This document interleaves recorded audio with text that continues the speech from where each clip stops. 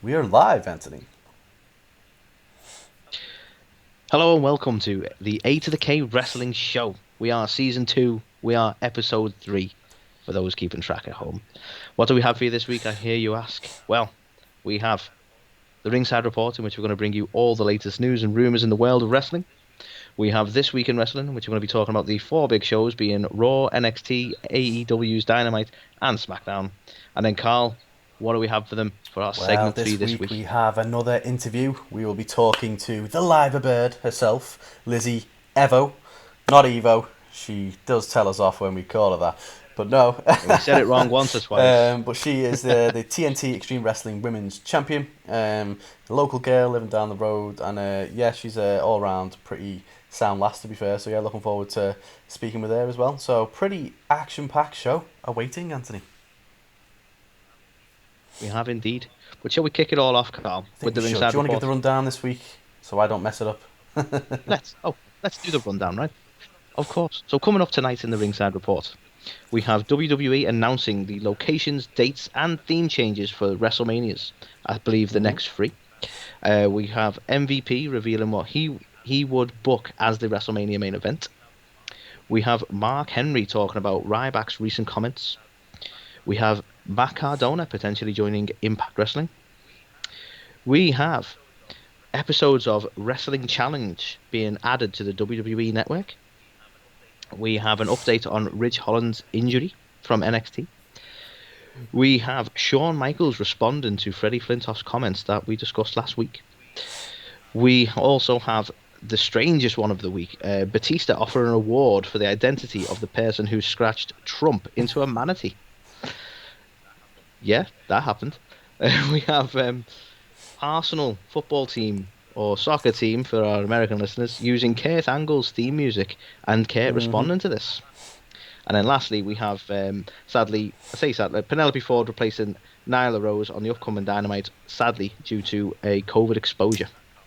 And that, Karl, are the headlines for this week. Shall we kick off, Karl, with I'm saying your name a lot, Let's Karl. kick off. Shall we Stop kick kicking off off. with the Let's first do it. headline, which I believe It is is, and we're yours. talking, Anthony, about WrestleMania. Several WrestleManias, in fact. So it's been unveiled. There's been some changes to locations, to dates, venues, and even theming of the upcoming WrestleManias. So as we know, this year's WrestleMania was meant to take place in California, and it was going to be Hollywood themed. That is no longer to be the case. So WrestleMania 37, which takes place across 2 nights again, Anthony. So for the second year in a row, we are going to see WrestleMania 37 take place on Saturday the 10th of April and Sunday the 11th of April. And it's going to emanate from where WrestleMania 36 should have emanated from, which is the Raymond James Stadium in Tampa, Florida. So, unsurprisingly, we're seeing for a second year in a row pretty similar theming, only slightly more badass. Is it's pirate themed because obviously the team that play in that stadium are the Pirates or something like that because we know sports. And so, yeah, pretty interesting. Also, Yeah, I mean, we obviously this is to fulfill Kevin Owens' dream, well, no that's it. doubt. He wants to jump off a big ship, big pirate ship. So it's got to happen, and hopefully, it will happen this year. So that's pretty good news. Um, And you know what? We're going to in keep with the theme, and we're going to make sure that we pirate no, Anthony, WWE's no, WrestleMania don't this say year. that. We're gonna get it on the Oh, WWE sorry, Network that for is just not true. $9.99. $9.99. We do actually. That I was a know we joke, do. We wasn't do. We do pay. We don't regularly subscribe, but in the run up to WrestleMania, we will. But yeah, so Anthony, another 2 night WrestleMania, which I'll get your thoughts on momentarily. But for WrestleMania 38, that's also been announced, is going to take place in Texas, and that's going to be Arlington, Texas, at the AT&T Stadium on April the 3rd, 2022. it? Glasses, who needs them?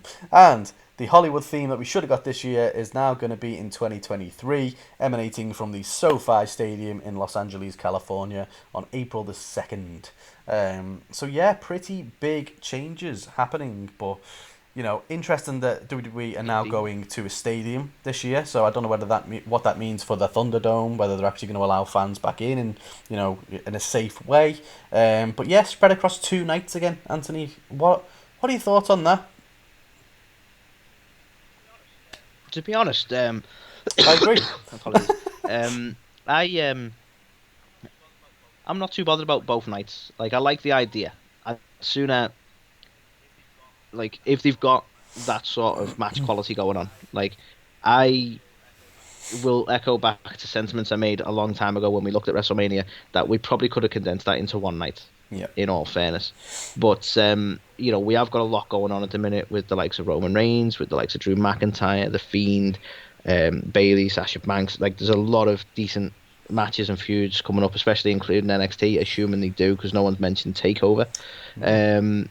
So it'd be interesting to see what they pack those two nights with. I'm not objectionable to the idea of two nights. It's just more about the quality of said matches. Yeah. To be honest, I'm hyped that they've got and feel like they're trying to make sure we get the Mania we never managed to get last year. Yeah. Which would be pretty awesome. I don't know. I'm kind of on the fence because obviously it was great the previous year's WrestleMania where we kind of had two cinematic matches, two big main events and stuff like that. It was cool, but it did feel a little bit overkill, and it was kind of sold to us as like the WrestleMania that's too big for one night. And then to kind of go that approach again, I can only assume, I'd like to hope it's not a long-term change. I can only assume it's because of, not having everybody there together, because obviously, there's going to be people from Raw and SmackDown, and there might be like there could be an a element people of that. restriction, stuff like that. So I'd like to think this isn't going to become a regular occurrence, but it'll be nice to not have to stay up on that first night, and be able to watch a WrestleMania at like a decent hour, and then ahead of the second night where obviously we'll be like zombies the following day. But yeah, interesting to say the least, and I think it. A lot of people were still expecting us to see The Rock versus Roman Reigns this year, which I think we were kind of saying no chance of that happening. So whether or not, I'm gonna. This isn't a prediction; it's a spoiler, as Paul Heyman would say. And I think they've asked good old Dwayne, "What's your filming schedule like, buddy?" And he's like, "I'm pretty stacked now for the rest of this year. Can't do next year. How about 2023?" And they've gone sound. So we will get The Rock and Roman Reigns in 2023. So we'll put the Hollywood theme there. So I think, I can see The Rock being there for that. But yeah, strange. But it's okay. We've got Goldberg, and that's the main thing. God. But yeah, pretty sick. I'm keen to see the pirate ship. I'm keen to see Kevin Owens jump off it. I like the pirate theming. It does feel a bit weird to see 2 years in a row of very similar theme, but yeah, I thought last year's was sick, so looking forward to this year, and I'm glad that they're kind of moving out of the Thunderdome into a stadium feel, something a bit different. And do you think it'll be rated R? I like it. Sorry, bad brilliant. that joke. I couldn't resist. If they don't do something with that, they've missed an opportunity. Is all I'm saying. So moving on to the next headline. Headline. So, quite recently, Fox's Twitter page put out asking people to essentially submit their ideas for a good WrestleMania match. And Raw superstar MVP decided to respond with a tweet saying the CHO, the Chief Hurt Officer of the Hurt Business, Bobby Lashley, with MVP in his corner, obviously, versus Brock Lesnar with Paul Heyman in his corner. And that is essentially echoing statements made by the likes of Bobby Lashley, who has said, like, he's not a Brock wannabe. He'll have a match with Brock wherever, whenever. And I think this is sort of. I wonder whether this has got some potential behind it as well, because am I right in saying, Karl, and you're the Raw expert, you're our Raw correspondent, didn't they give Riddle down the banks the other week for being an imitation Brock or a wannabe Brock? Wasn't that part of their whole repertoire with him? So it's almost like they're making noise about it, because is it going to happen, maybe? No? Okay. Do you know what? I think Bobby Lashley has done quite well to be built back up a little bit after the whole Lana thing and stuff like that.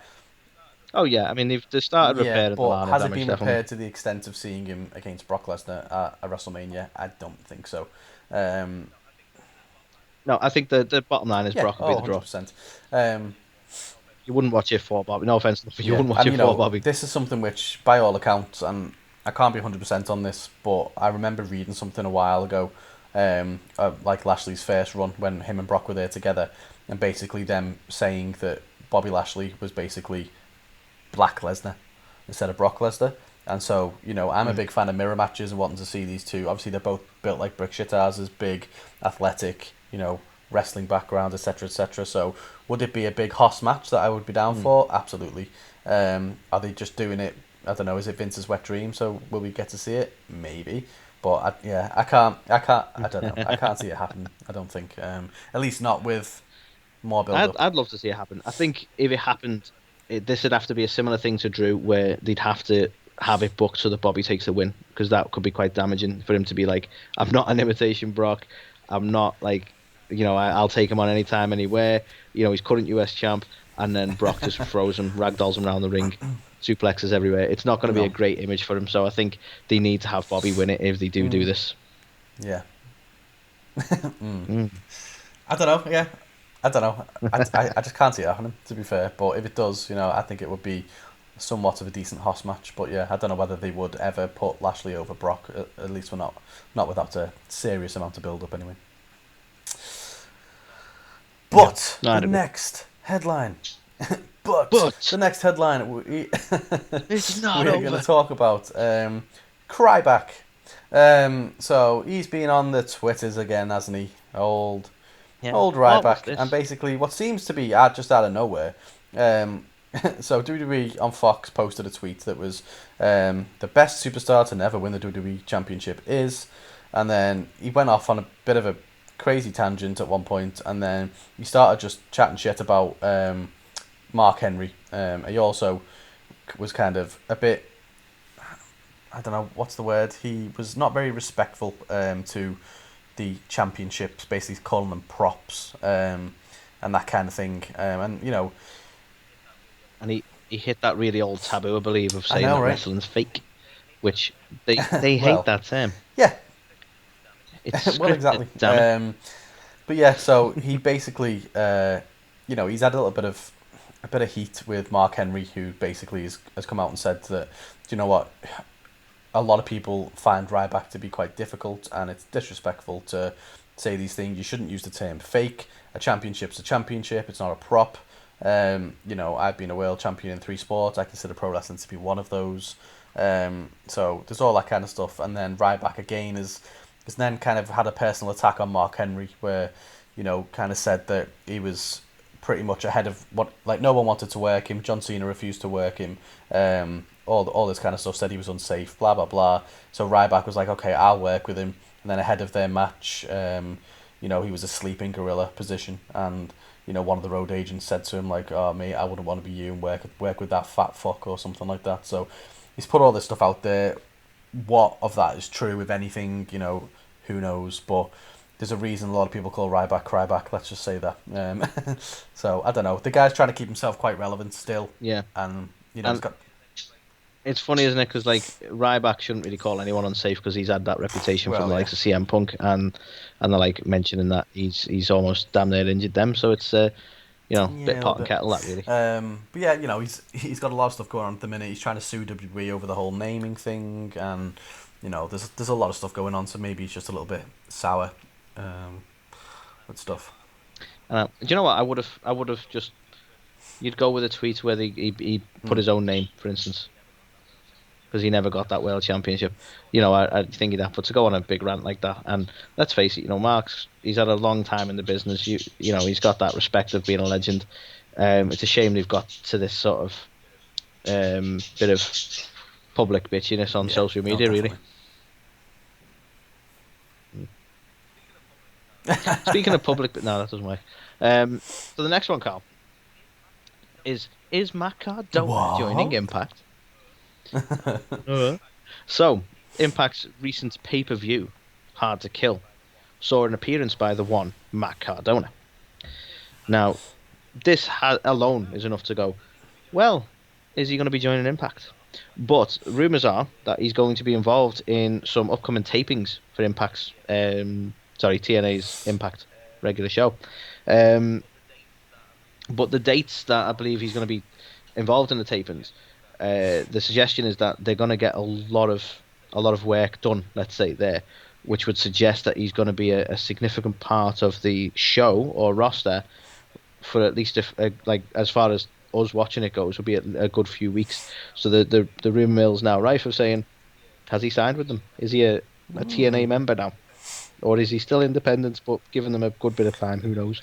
So it's a very speculative one, but chances are Matt Cardona might have found a I home in mean, it's Impact. interesting, isn't it? Because we thought he'd sign with AEW, and then when we never got the, he is all elite, that was kind of like, and it turned out he was just doing a few dates.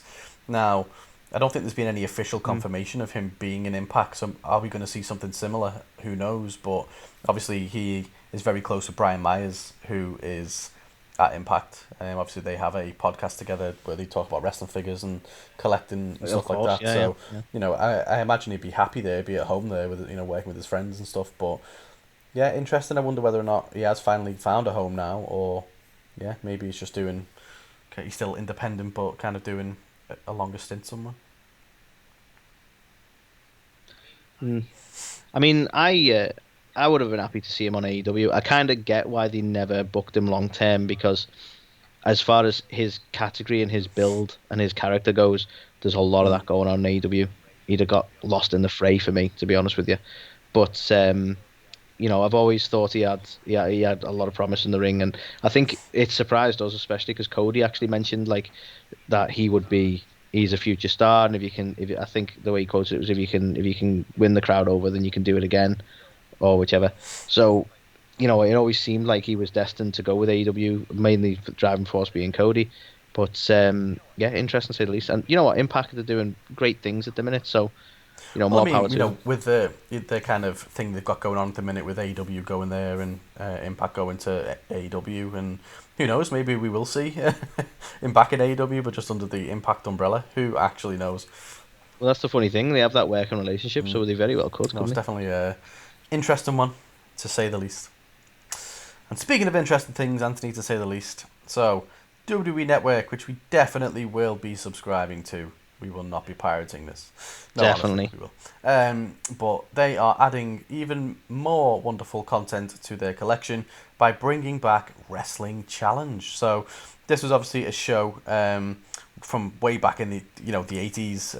That I think 86 something like that is when it was around. So yeah, they're bringing it back as like a little look back. But we had some quite interesting matches and stuff on there. We had a lot of early work from the likes of the Heart Foundation and Jake the Snake and people like that all on there. So I think a lot of people are quite hyped for this show to kind of make a return. So I think I think it's like something like 13 episodes they're going to be adding. So yeah, just another small one, but interesting one nonetheless for anyone who is a fan of obviously the older school stuff. Indeed. From way back before bloody like WrestleMania time. So yeah, I'll definitely be having a look at it when I get my subscription ahead of the Rumble. So See, it's way before my time, but I'm curiosity alone oh is yeah, gonna have to make me no, check it out. definitely. And I think as Santino has said about our show, I will say about Wrestling Challenge, check it out,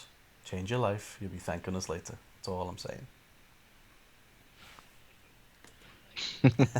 Nice. So the next one, Carl, is a bit grim, if I'm honest. And we've talked about this before, but I'll jog your memory, Carl. You may remember, I want to say a couple of months ago now, in NXT, we saw the Yeah. return of Ridge Holland. He was there for a couple of weeks. He's the guy wearing the flat cap who looked very British. And he was involved in a spot which involved, I want to say it was either Danny Burch or Oney Lorcan, but one of them dove over the ropes and his job was to catch them. That was the spot.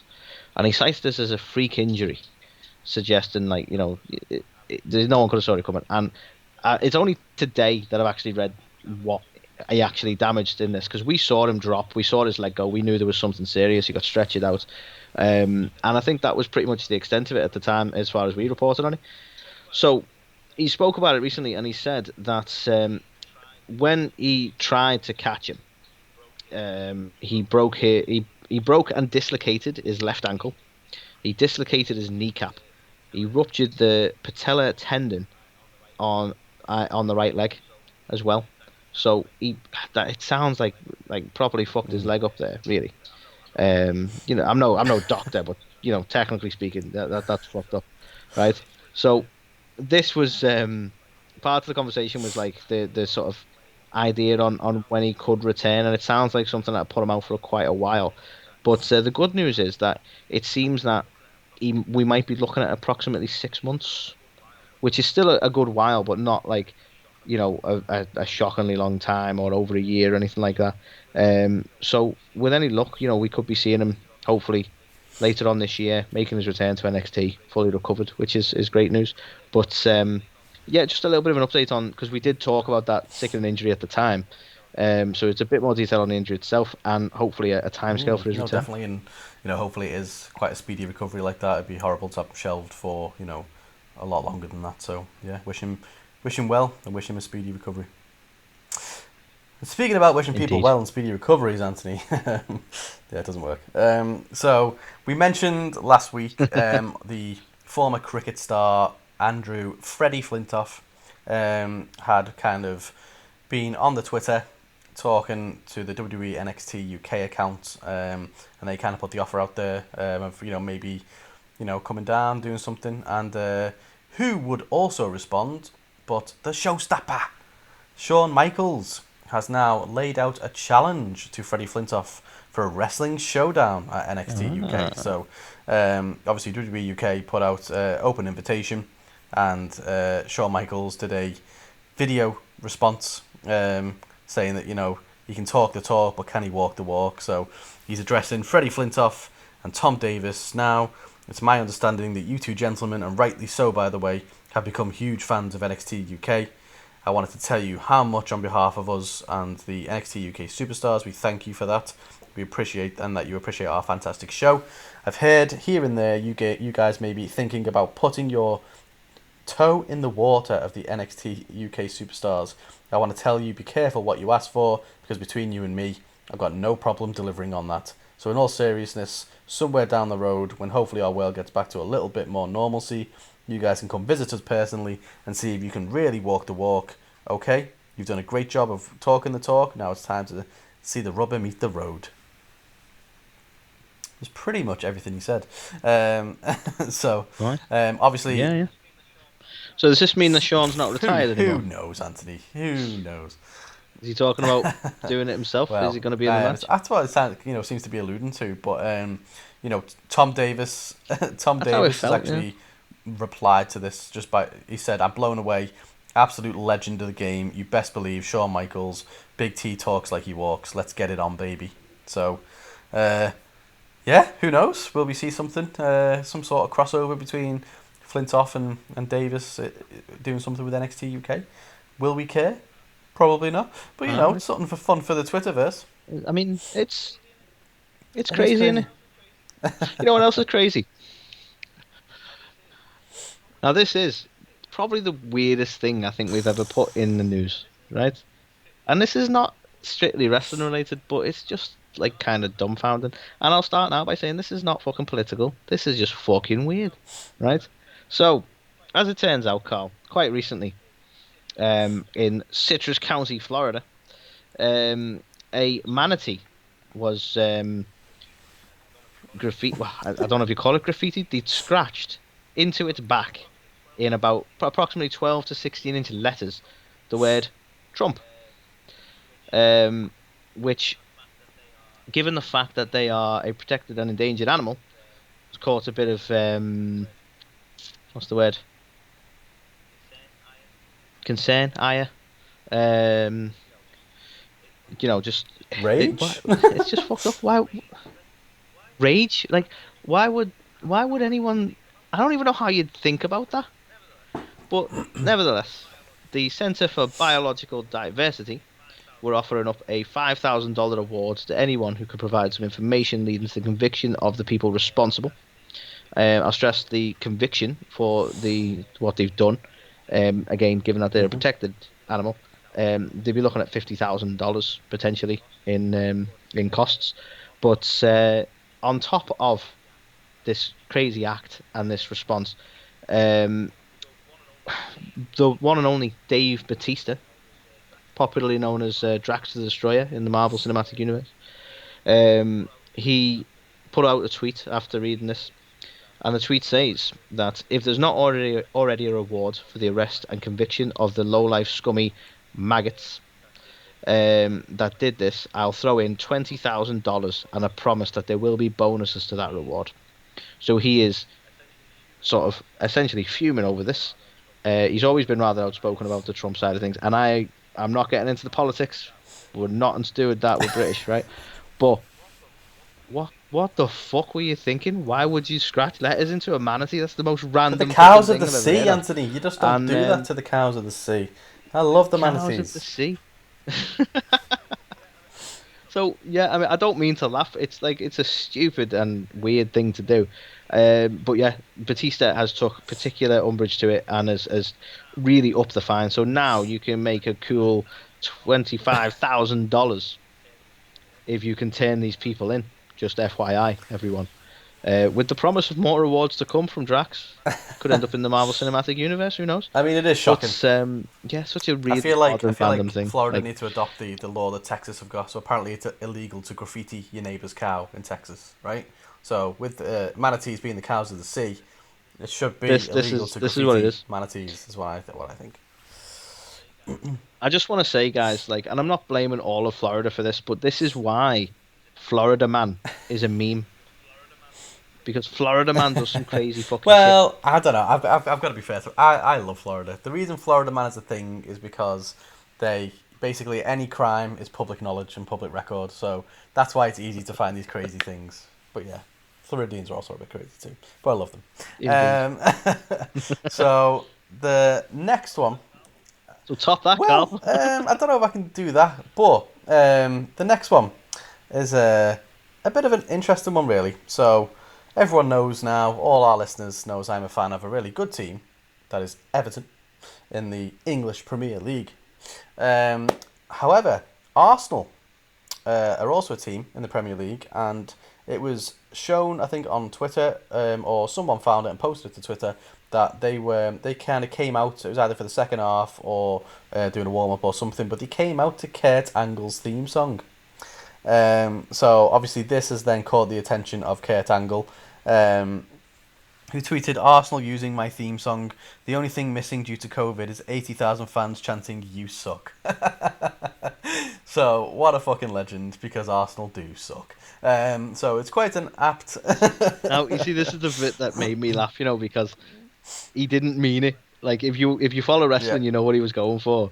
But people have said, like, he's Oh, essentially 100%. insulted Arsenal twice because he gave them half the capacity of the arena. Like, they wouldn't be able to fill that arena. And he mentioned that people would be chanting "You suck," and it's just he didn't mean it that way, but it does. I like me. to think that he did a little bit, if I'm honest, because yeah, it's too funny. But yeah, obviously, I've got an old friend who's an Arsenal fan, so if he listens to this, then yeah, you suck.